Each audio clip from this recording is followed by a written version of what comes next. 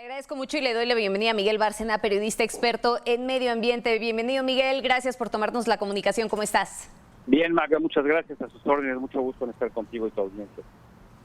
Oye, fíjate que hoy llevamos un tema que es bastante interesante y que tiene que ver justo con esta Agenda 2030, la famosa agenda de la ONU y todos estos acuerdos para lograr una agenda sostenible.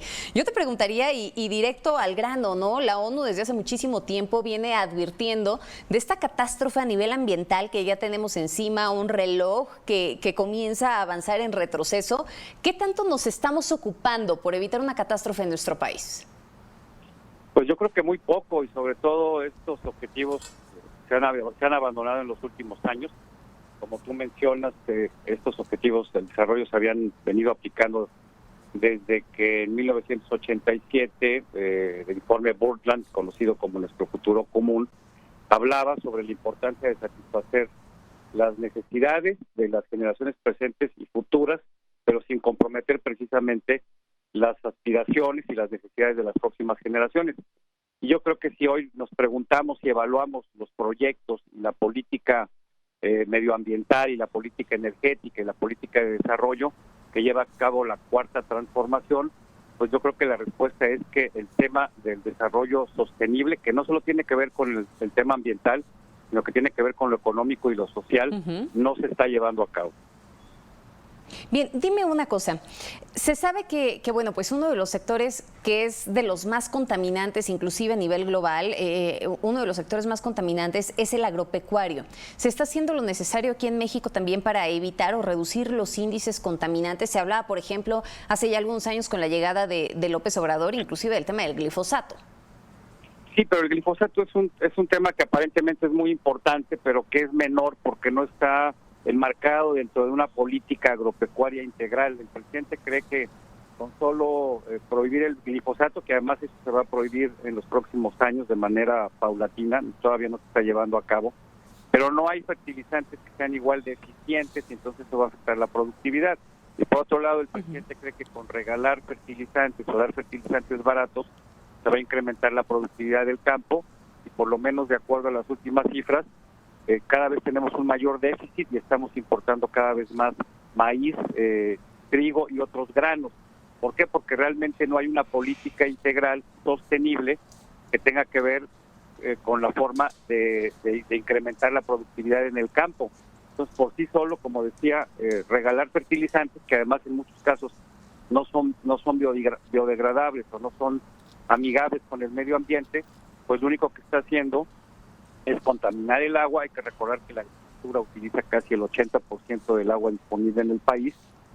Se malutiliza, mucha de esta agua se evapora, otra se contamina con pesticidas, con agroquímicos, se va hacia los cuerpos de agua superficiales o al manto acuífero y pues en lugar de beneficiar está afectando a mediano y a largo plazo. Y todo eso tiene que ver, insisto, con una política integral que yo no veo que exista en este país.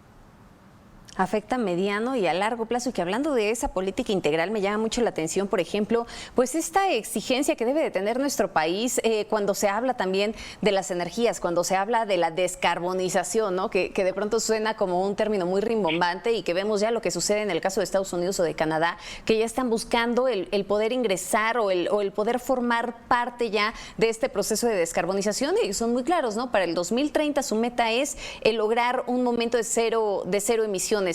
En nuestro caso, pues parece que con la política energética estamos yendo en sentido contrario, Miguel.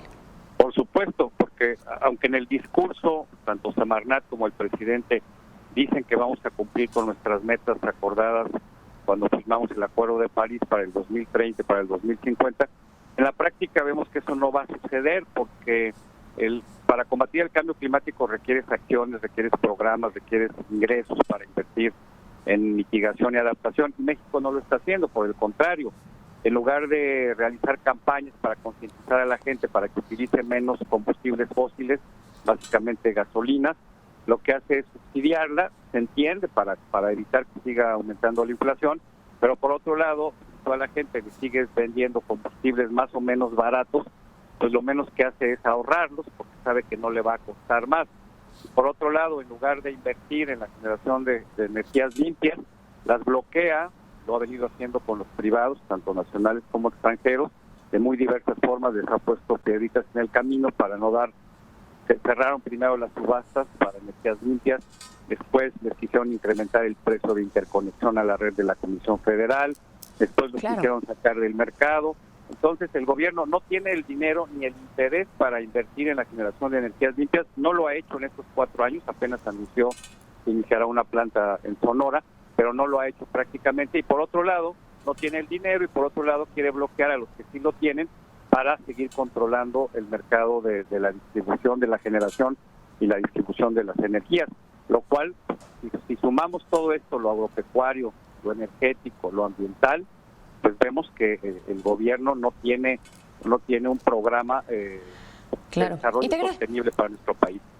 Dime una cosa, esto cuando nos referimos específicamente al tema de la federación, ¿qué sucede cuando hablamos a nivel municipal, a nivel estatal? ¿Realmente están en esta misma sintonía, en este mismo mood de no hacer absolutamente nada, o hay casos de éxito que ya se estén empezando a presentar en los estados en donde estén promoviendo una mejor agenda sostenible?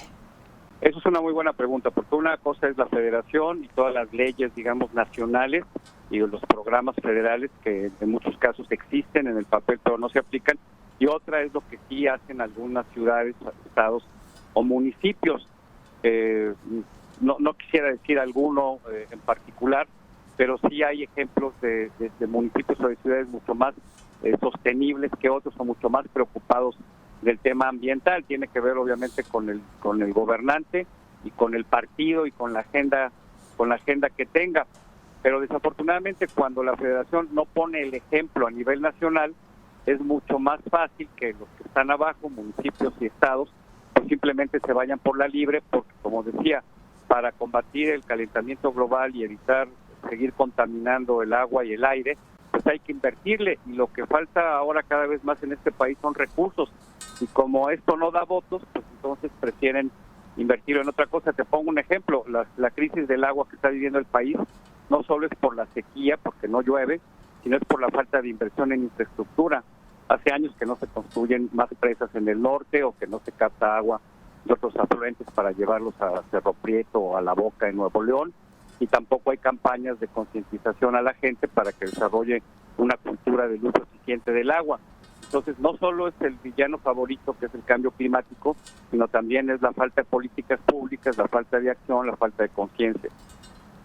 Sí, por supuesto, el uso eficiente del agua, y además esta inversión en infraestructura, cuando de pronto nos damos cuenta que el 40% del agua termina yéndose a través de las fugas, ¿no? Es impresionante, y en ese concretamente yo creo que también tiene una gran responsabilidad de estados y municipios. Déjame irme al siguiente tema, porque pues, desafortunadamente se nos agota el tiempo. Miguel, ¿será capaz el liderazgo político que tenemos actualmente de poder transmitir ese sentido de urgencia a la población? Decías, a ver, hace falta que la población verdaderamente pues se lleve ese mensaje, ¿no? La urgencia de poder ahorrar el agua, la esencia de que tenemos, y esa urgencia también, de que tenemos que cambiar los sistemas que tenemos en casa a fin de mejorar la separación de la basura, en fin, todas estas cosas que de pronto llegamos a saber pero que poco se practican. ¿El liderazgo va a ser suficiente? No hay liderazgo, Magda, no hay, y no solo estamos en una situación de urgencia, estamos en una situación de emergencia climática.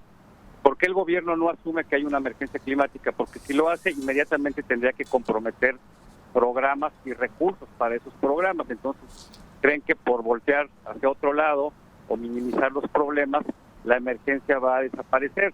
México es un país altamente vulnerable al cambio climático por la ubicación geográfica. Estamos entre el Pacífico, entre el Golfo, el Caribe.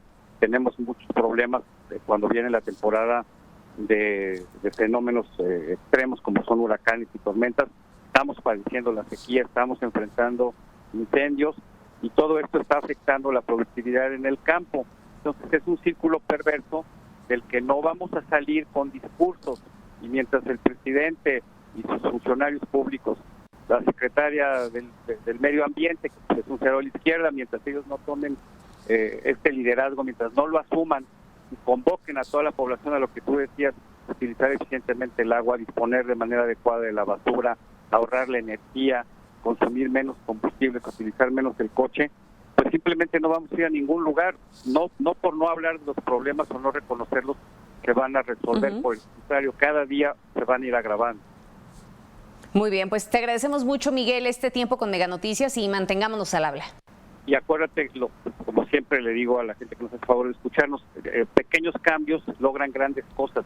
No esperemos a que el gobierno o las industrias lo hagan. Todos podemos ahorrar agua, podemos ahorrar energía, podemos utilizar eficientemente el agua, poner muros verdes, azoteas verdes, poner huertos en donde se puede. En fin, todos podemos hacer algo en lugar de estar esperando a que alguien lo haga por nosotros. Partir de lo individual, Miguel. Muchísimas gracias. Miguel Bárcena, periodista experto en medio ambiente.